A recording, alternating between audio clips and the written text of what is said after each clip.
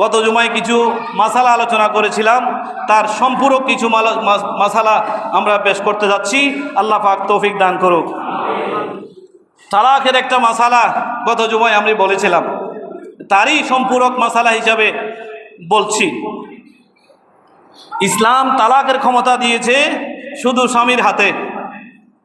ইসলাম তালাকের ক্ষমতা দিয়েছে শুধু স্বামীর হাতে। হ্যাঁ, আমাদের বিয়ের কাবিননামায় 18 নম্বর ক্লজের মধ্যে স্ত্রীকে তালাকে তাফবিজ বলা হয়।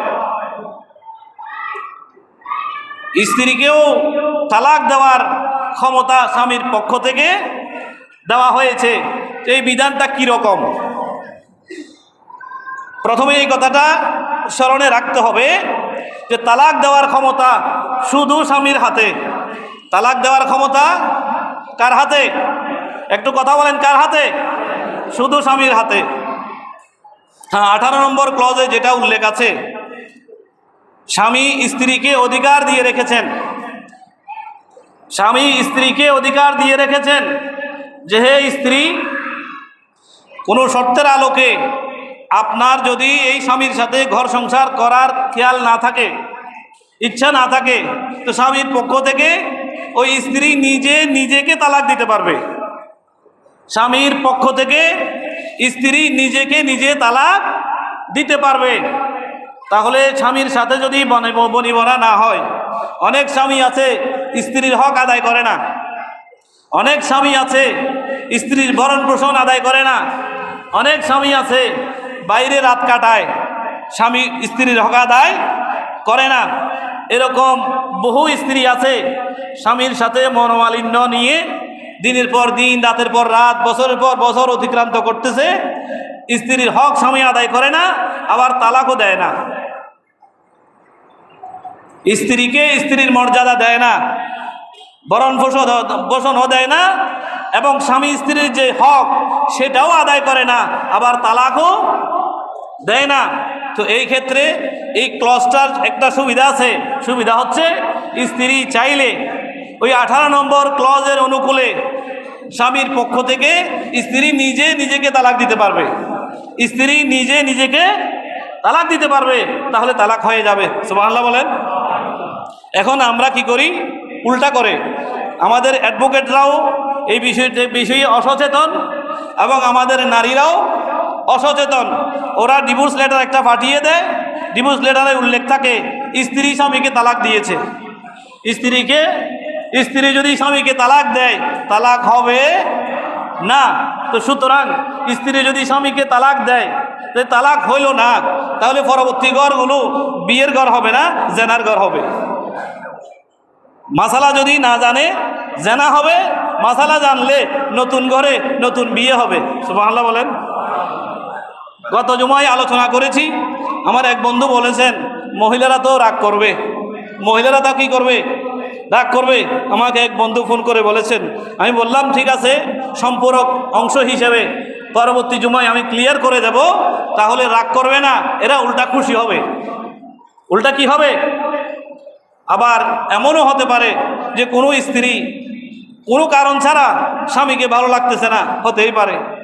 স্বভাব, চরিত্র, মেজাজ, পরিবেশ, সংসার সব মিলে একজন স্ত্রীর কাছে স্বামী ভালো নাও লাগতে পারে। তখন স্ত্রী কি করবে? এটাকে বলা হয় খোলা তালাক। এই পদ্ধতিটা শরীয়তের মধ্যে আছে। স্ত্রী বলবে, হে স্বামী, আমি তো আপনার সাথে এই বৈবাহিক সম্পর্ক আর টিকিয়ে রাখতে পারতেছি না, বা এই বৈবাহিক সম্পর্ক ছিন্ন করার খেয়াল করেছি, তো মেহেরবানি করে প্রয়োজনে আমার থেকে কিছু টাকা পয়সা আপনি নেন, প্রয়োজনে আমার কামিননামাগুলো দিতে হবে না, আমাকে একটু তালাক দিয়ে দেন। ইসলাম এই পদ্ধতি রেখেছে। ইসলাম এই পদ্ধতি রেখেছে। সুতরাং যেসব মহিলারা, বিশেষ করে হায়ার এডুকেটেড যারা আছে, অধিক শিক্ষিত মহিলাদের মধ্যে এই ভুলটা চালু আছে যে তারা নিজেরা স্বামীকে তালাক দিচ্ছে। আমি মা বোনদেরকে বলবো, স্বামীকে তালাক দিলে এই তালাক হবে না। বাংলাদেশের শরিয়া আইনেও এটা নাই, ইসলামী শরীয়তের আইনেও এটা নাই।